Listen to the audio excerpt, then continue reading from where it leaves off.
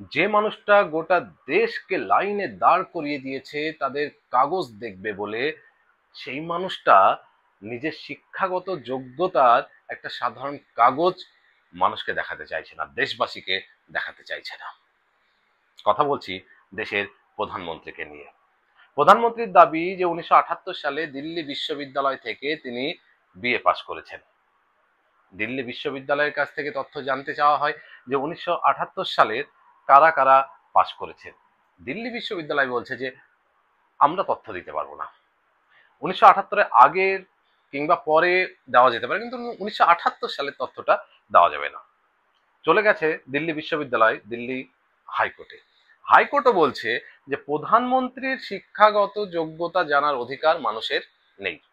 অর্থাৎ প্রধানমন্ত্রী আদৌ 1978 সালে বিএ পাস করেছে কি করেনি সেটা জানার অধিকার সাধারণ মানুষের নেই।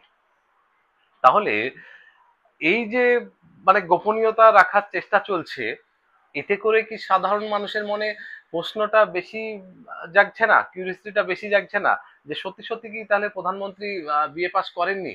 আমার তো মনে হয় যে তথ্যটা দিয়ে দেওয়া উচিত, এবং এতে প্রধানমন্ত্রীর যে প্রতিচ্ছবি সেটা আরো ভালো হবে। মানুষ এখন সাধারণ দেশবাসী প্রধানমন্ত্রীকে বলছে যে একে ভোট চুরি, তারপর আবার ডিগ্রি চুরি, আর কি না জানি কি কি চুরি আছে। এগুলো শুনতে দেশবাসী হিসেবে আমাদেরও খারাপ লাগছে।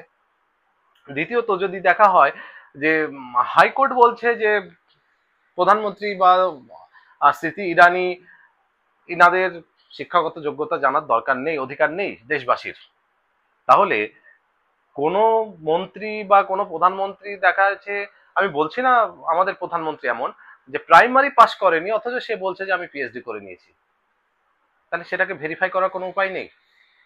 এটা কি সমস্ত নেতা মন্ত্রীদের জন্যই, না শুধুমাত্র বিজেপির নেতা মন্ত্রীদের জন্য? সেটা পরিষ্কার বললে সাধারণ মানুষের বুঝতে সুবিধা হতো। তো হাইকোর্ট তেমন বলেনি, হাইকোর্ট শুধু বলেছে যে প্রধানমন্ত্রী এবং স্মৃতি ইরানির দেখা যাবে না। কারণ আমার এটা ব্যক্তিগতভাবে ভীষণ খারাপ লাগছে যে প্রধানমন্ত্রীকে সকলে চোরের নজরে দেখছে। ডেটাটা দিয়ে দেওয়া উচিত। প্রধানমন্ত্রী যখন নিজে বলছেন যে আমি পাস করেছি, তাহলে পাস করেছেন, উনি থোড়াই মিথ্যে কথা বলবেন?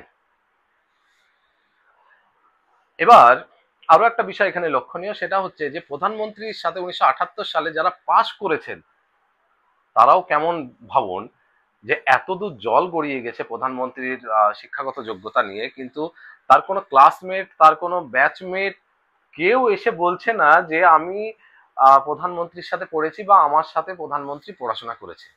তাহলে কি কোনো ক্লাসমেটই নেই? এটা মানতে হবে। এটা কখনো হয়, কখনো হতে পারে, কখনো হতে পারে না, কিন্তু কখনো তারা বেরিয়ে আসছে না।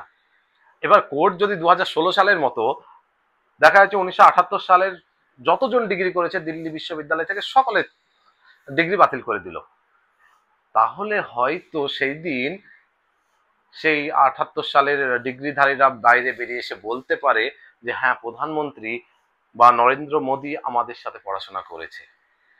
এটা একটা সহজ উপায় আমার মনে হয়। হুম।